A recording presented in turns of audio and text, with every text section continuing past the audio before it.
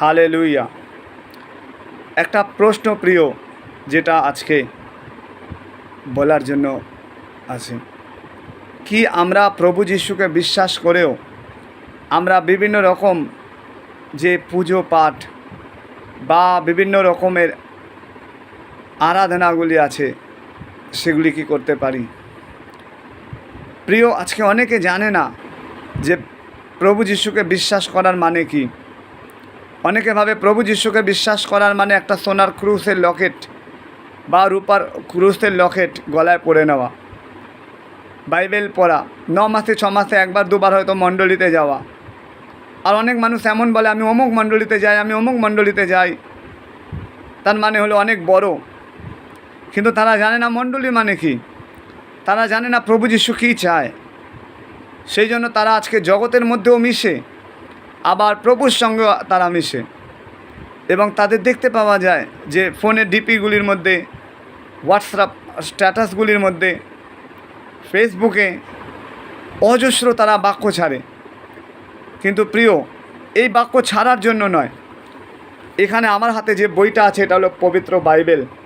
অর্থাৎ এই বইটা পড়ার দরকার আছে। এই বইটা পড়ার দ্বারা ঈশ্বর আপনাকে পবিত্র করতে পারবে। এই বইটা পড়ার দ্বারা আপনি পবিত্র হতে পারবেন। তখন আপনি বুঝতে পারবেন যে কোনটা ঈশ্বরের ইচ্ছা, কোনটা ঈশ্বরের ইচ্ছা নয়।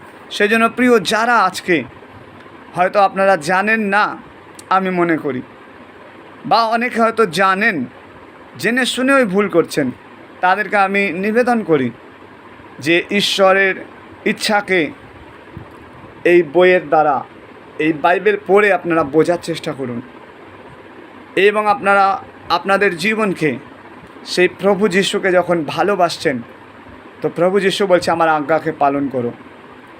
তো প্রিয়, আপনারা আজ্ঞাকে পালন করুন, প্রভু যিশুকে ভালোবাসুন, প্রভু যিশুকে ভয় করুন।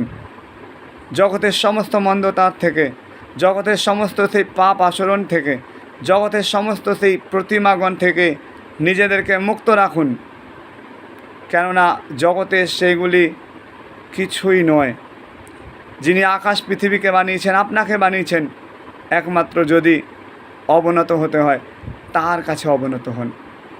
যিনি আপনার জন্য ক্রুশে নিজের জীবন দিয়েছেন, আপনাকে পাপ থেকে বাঁচানোর জন্য নিজের শরীর, নিজের রক্ত ঝরিয়েছেন, মৃত্যুবরণ করেছেন, মৃত্যুর 3য় দিনে জীবিত হয়ে উঠেছেন, একমাত্র সেই জীবিত ঈশ্বরের প্রভু যিশুর আরাধনা করুন। অর্থাৎ তিনি যখন ঈশ্বর, তিনি যাত্রা পুস্তকেও বলছেন যে আমাকে ছেড়ে তোমাদের অন্য দেবতা যেন না থাকে। অর্থাৎ প্রিয়, যারা আজকে এই ভুলগুলি করে চলেছেন, কিন্তু আপনারা মুখে জয় যিশু, যিশু এসব বলছেন, এই সকলের দ্বারা প্রভু যিশু খুশি হয় না। সেই জন্য আপনি যাকে ভালোবাসেন তাকে খুশি করতে হলে তার দেওয়া এই বাক্যগুলিকে পালন করতে হবে। প্রভু আপনাকে এই বাক্যের দ্বারা আশীর্বাদ করুক। আমেন।